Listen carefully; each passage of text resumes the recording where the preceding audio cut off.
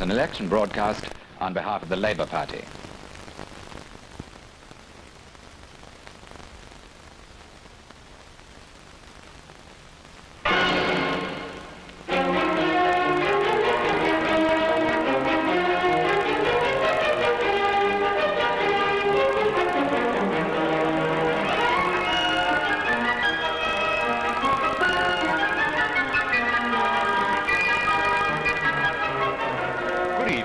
This is our television operations room. Throughout the campaign, the leaders of the Labour Party will be speaking directly from here. We've got a sort of permanent staff here. Christopher Mayhew is looking after facts and figures. When there's any interviewing to be done, the questions will be put by Woodrow Wyatt, and I'm going to give some of the news of the campaign. Britain Belongs to You will be on the air in this form 12 times between now and polling day, on sound and BBC and independent television. Tonight, Hugh Gaitskell is here to open our campaign. Tomorrow, he sets off on his national tour, and in future programs, we'll be linking up with him from other cities in Great Britain. Good evening. The most important thing that's happening in the world just at the moment is not Mr. Jasper and his companies, but Mr. Khrushchev's visit to the United States. I don't think we should be too depressed by the rows that we keep hearing about. When we came back from the Soviet Union about 10 days or a fortnight ago, I gave an account of our meeting with Mr. Khrushchev, and I said then that we'd had a pretty rough time. But I also said that after the storm there was sunshine.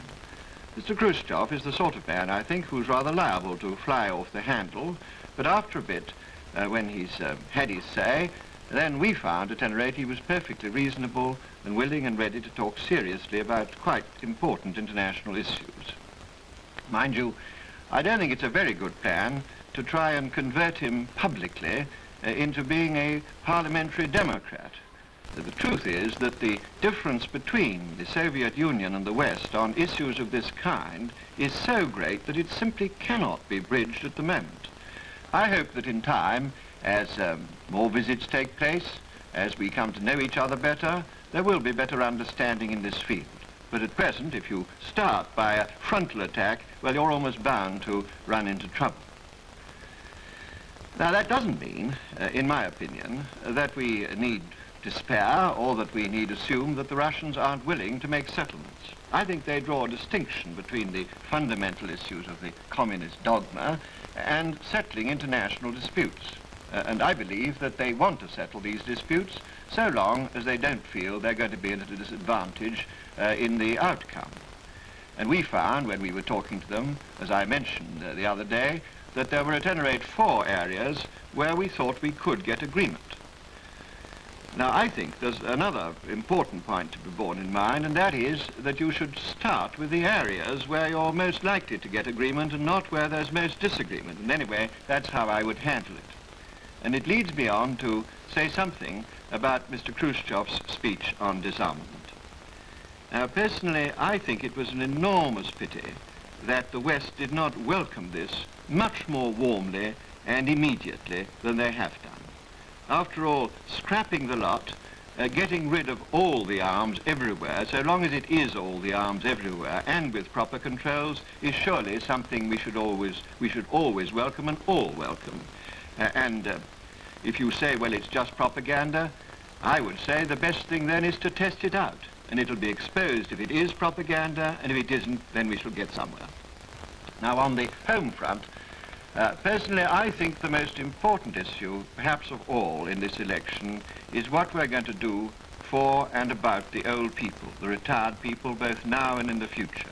There's a tremendous challenge to face there, and our community, all of us, have got to face it.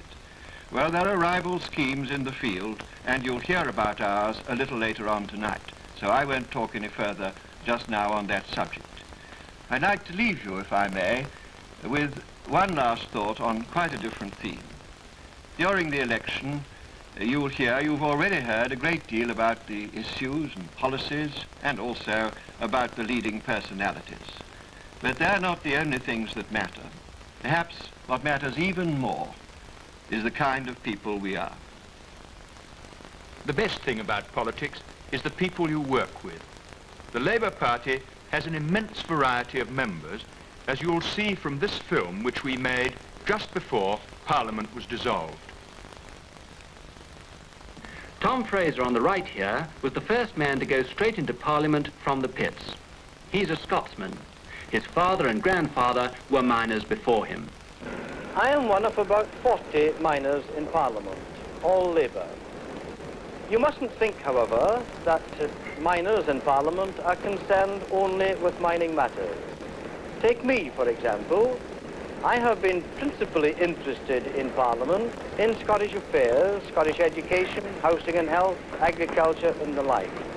It would be important, however, it is important, to maintain in Parliament a large number of people from industry, from mining and other industry.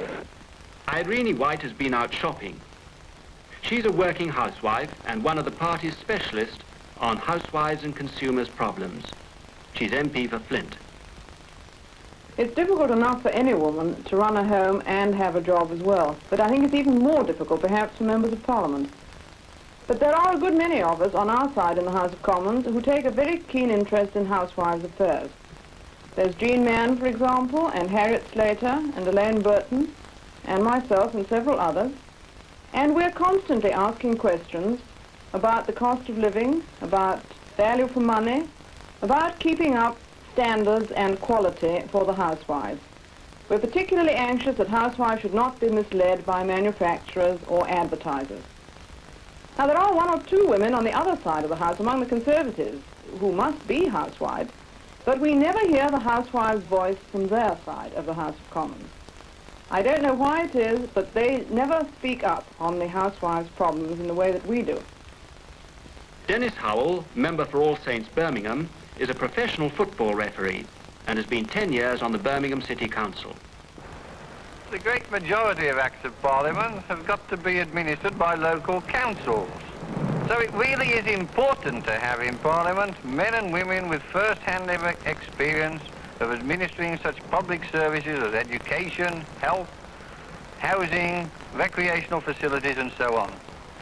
The Labour Party are very fortunate to have a rich experience on their benches, members who've gained first-hand knowledge of these subjects.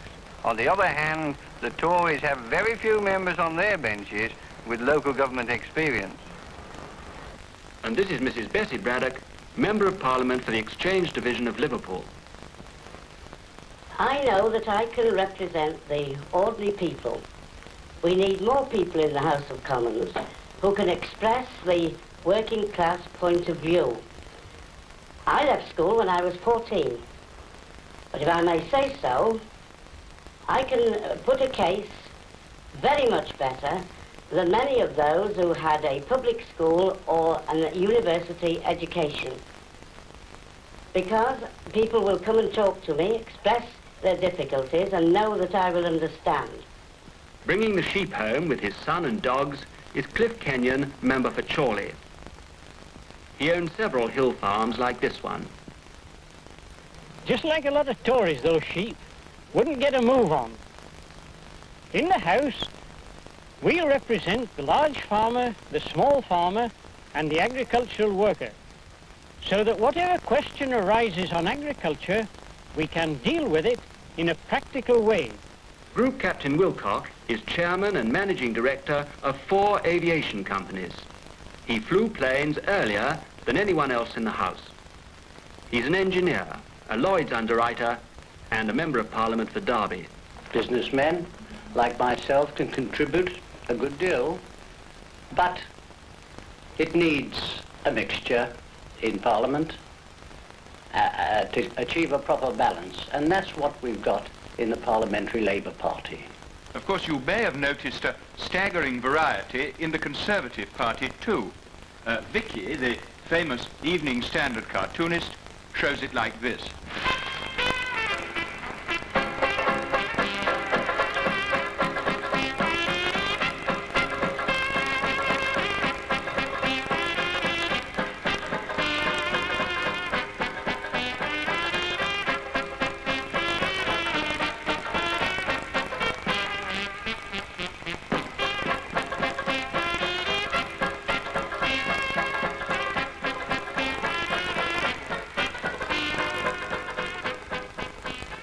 You may have seen that cartoon when it first appeared in the Daily Mirror. But of course, politics is not a question of personalities, it's a question of issues. And as Hugh Gaitskell said, in this campaign, we are doing something of a crusade on pensions on behalf of the old folk. Here is our report. Kingston-on-Thames, the constituency, until Parliament was dissolved, of the Conservative Minister of Pensions. Compare the posters with the pensioners. Well, we had the National Assistance Board man come to the house and he wanted to know the ins and outs, where I got any money in the bank and what I got off of the council and all that. And we told him the truth. And we didn't tell no lie. And he said, well, they can't do anything for you. He said, the only thing, he said, you're having a shilling over your odds. I said, well, get outside. That was the words I said to him. I said, I don't want to see you. And he never, and when he sees me now, he was like that, and I give him the same. I pay for my room. I pay my daughter what she charges me for my food and things like that. And you know what? When I was so ill the other week, the doctor said to me, Mrs. Lavender, you should have a nice Guinness night and morning. I said, yes, doctor, you give me the money. I said, and then I'll get it. You see, some old people, when they are getting on, they want quite a lot of things from a chemist, and it's a shilling every item. One old dear I know has to pay 5 shillings every week for things. Luckily she's on national assistance, she can get it back. But the point about it, even that, is that they haven't always got 5 shillings at the time, because they've got to pay for it and then draw it afterwards. There are 120,000 more old people on national assistance today, after 8 years of Tory ministers of pensions. The Tories forget the old people. Labour thinks the pension should be raised by 10 shillings. And here is what some pensioners would do with it. Well, I think I should buy a bit more food, something a bit more nourishing. You see, now we have to think of all the cheapest things that you can get. Some of them, they say, are just as nourishing as the others, but then you see they want a lot more cooking, so by the time you've wasted a bit more on electricity or gas, well, you're nothing in, are you? Well, I buy my wife some underclothing, a petticoat or something like that. I must have a new chair, because I cannot walk, and I've got to have one to go out, and this old one has collapsed on me several times, which will cost me 7 7 a week. Well, I should start, go out and buy my new cap, new collars, a flashy tie, and something nice to eat. If I got another 10 shillings a week, I should spend it on coal. That's what I should do with it. Couldn't do with anything else with it, only coal. Because it's just the coal that is the worst in the winter time. The architect of Labour's new pension plan is Richard Crossan. He's with us here tonight. Dick, what were the basic things you were trying to achieve with our superannuation scheme? Well, first, of course, to help the present pensioners. 1 million on national assistance. Another 500,000 entitled to it but too proud to take it. And roughly half the rest just on the poverty level. Now, we think the minimum we can do is a 10 shilling increase. We're going to add to it an automatic annual adjustment to cover any rise in prices. But who exactly is eligible for the extra 10 shillings? Oh, it isn't only the old age pensioners. It also covers sickness benefit, widow's benefit, and unemployment benefit. And in addition, we're going to make a very big increase in national assistance, but the exact amount is something we shall have to leave till we get there. Well, now that's immediate rescue action. What about the long term? Well, our aim is to see that everyone gets all the advantages of a very good private superannuation scheme.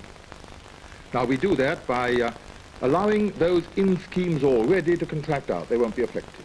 But everybody else will join national superannuation, and in future they'll be entitled to, first of all, their flat rate pension, and then on top of it, a superannuation pension.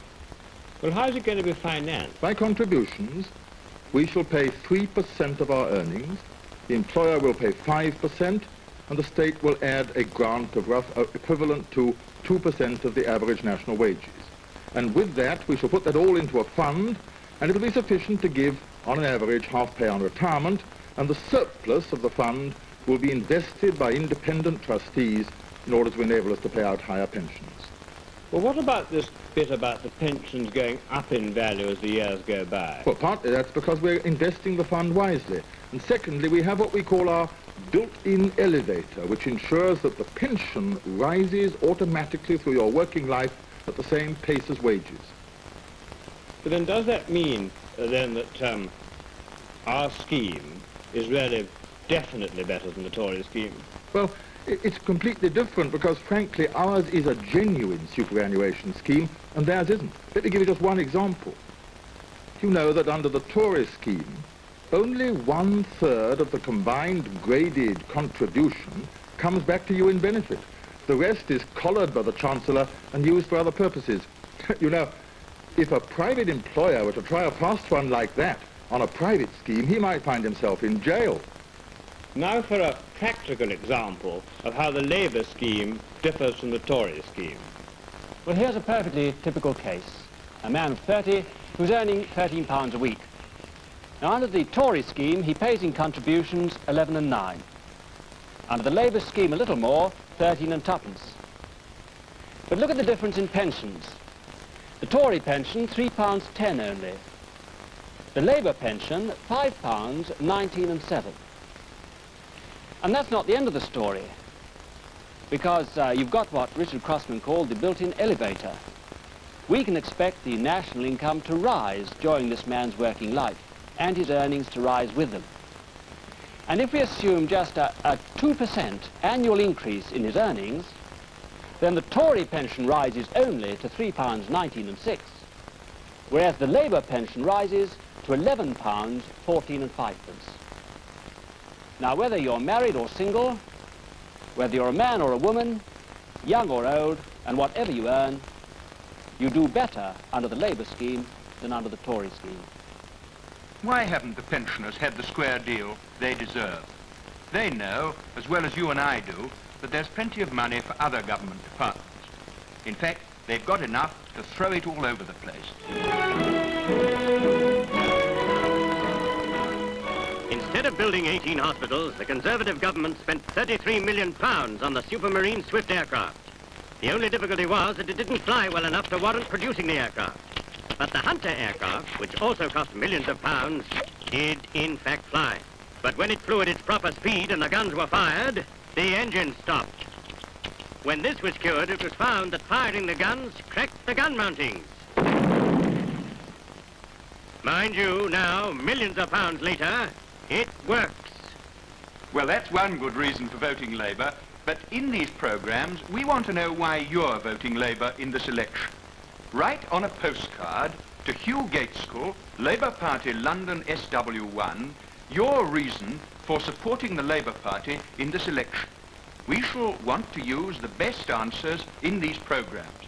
There are no prizes except the return of a Labour government on October the 9th. Now, this is not a television election. It depends upon the work done in the country, the doorsteps, the factory gates, and in the streets. And I want to bring you now news of some of the movements of the Labour leaders in the next few days. First of all, Hugh Gaitskell himself, who opens the campaign in Bristol tomorrow night. Nye Bevan is in Essex at Chigwell and Hornchurch. Jim Griffiths is at Camberwell and Lewisham. Harold Wilson is at Huyton, all tomorrow, and Barbara Castle is at Blackburn. Now, to finish the programme, as always, with a question to which you are entitled to an answer. Because, remember, Britain belongs to you.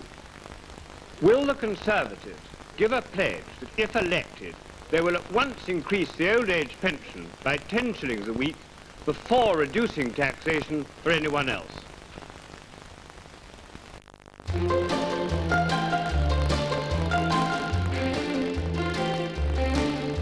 Papa What do you want if you don't want money?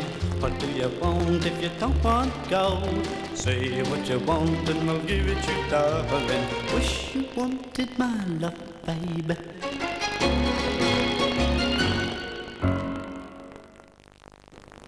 In the 1950s, political coverage was closely managed and far more.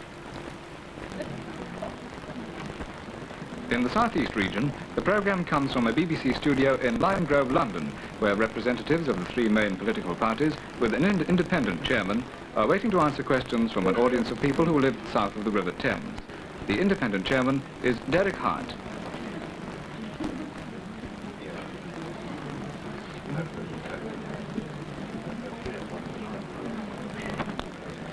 Well, good evening. On the same platform tonight we have three speakers, each nominated by his party to be their spokesman. We also have an audience made up of people who hold strong political views. They're equally represented, and there are also a number of people here who are politically uncommitted. Now, members of this audience have submitted questions, and the producer and I have sifted through them and made our selection, but the questioners do not yet know whether or not they will be called, nor have we shown the speakers what the questions are. The speaker's on the platform for the Liberals, John Baker. He's a solicitor, 14 years a Liberal. He's a member of the Liberal Party executive. He's married and he's got one daughter.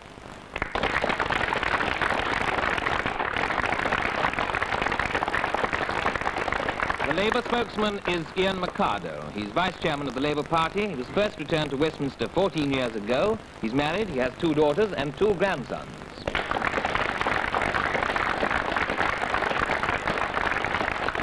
The Conservative spokesman is Harold Watkinson. He's the Minister of Transport. He's first entered the House of Commons 9 years ago. He's married and he has 2 daughters.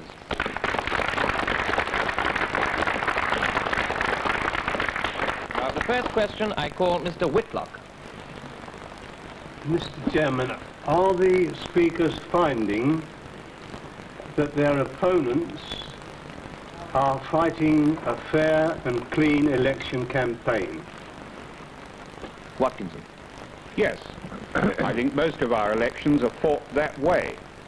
I think we in the Conservative Party would claim that there's not quite enough of the real facts of our opponents' policies being presented, but then no doubt they would say the same of us.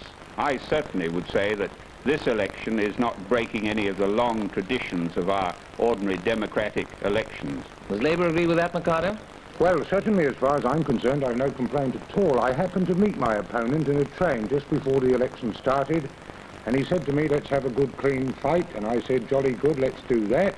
And I must say he's done exactly what he said. Unfortunately, however, he had a bit of embarrassment, because for his very first meeting, Lord Hailsham came to Reading and spent all his time making a personal, rather smeary attack on me, and my poor opponent had to sit through it all, terribly embarrassed listening to it all. But then, of course, that's not his fault, and I don't blame him for it at all. Baker, how do you feel about this? Well, I would say by and large that things have gone, as the questioner indicated. The campaign has been fair and clean. I thought that the exchange of letters between Mr. Morgan Phillips on the one side and Lord Hailsham on the other wasn't particularly illuminating, but I don't think that's typical of the campaign as a whole. Anything further, Watkinson? Well, of course, this campaign is going to be won or lost on the doorsteps. I think people are a bit bored with the telly, if I may stick my neck out, because they can't answer it back. Certainly I find my meetings well attended and people anxious to ask questions, as I hope they are here tonight. And I think that's the way, in the end, the election will be won or lost all over the country. Well, I wouldn't say that people are bored with the television. What I would say is that it hasn't played quite such a prominent part, to the exclusion of other things, that certain commentators thought it would. I believe that the attendance at meetings has been good by and large, but that doesn't mean to say, as Watkinson seems to think, that people are bored with the telly. I think the two are quite complementary. What I found in this election is 2 things. One is, to go back to the question we were asked, that nothing damages a candidate more than to play dirty tricks in an election. And it's jolly good that that should be so, and it's a tribute to our electorate that it is so. And I think the few chaps who do chuck things about are only damaging their own cause. The second thing is, I've found knocking on a lot of doors lately, and I've been knocking on a lot, that people are taking this election much more seriously than any of the previous 4 I fought. They really are thinking it out. I'm not quite sure how far their thinking out has been contributed to by the television. Some of them say it has. But certainly, in one way or another, they are thinking the issues out much harder than I ever remember before. Right. Now, next question from Mr. Henry Blandford. Where are the Socialist Party going to find £600 or £700 million to implement the pledges in its election manifesto? Oh, dead easy, dead easy. Well, Mr. Ricardo, where?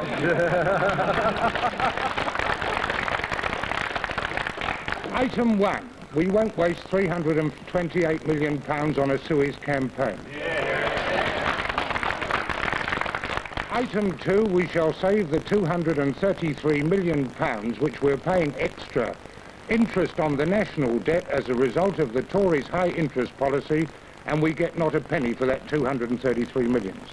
Item 3. We shall get the 450 million of extra revenue which we would have had if our economy hadn't stagnated in the 3 years from 1955 and 1958. Item 4, we shall catch some of these tax-free expenses, and item 5, we shall impose a capital gains tax. Add that lot up, it pays for the programme twice over. Conservative well, view.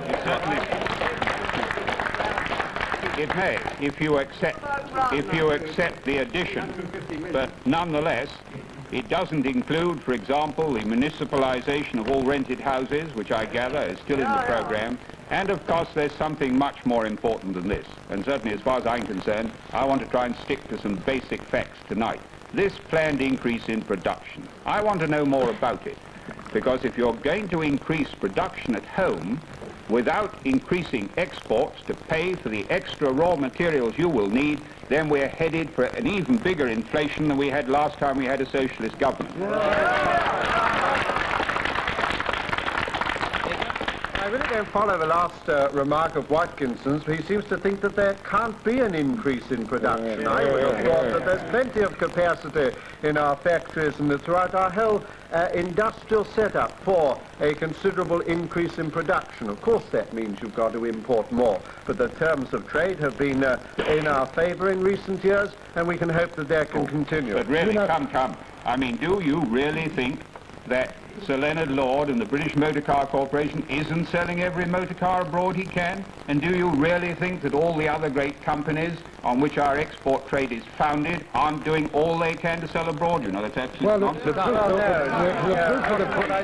wait a minute, take it easy. The proof of the pudding is in the eating. The plain fact of the matter is that other countries go on increasing their national production every year.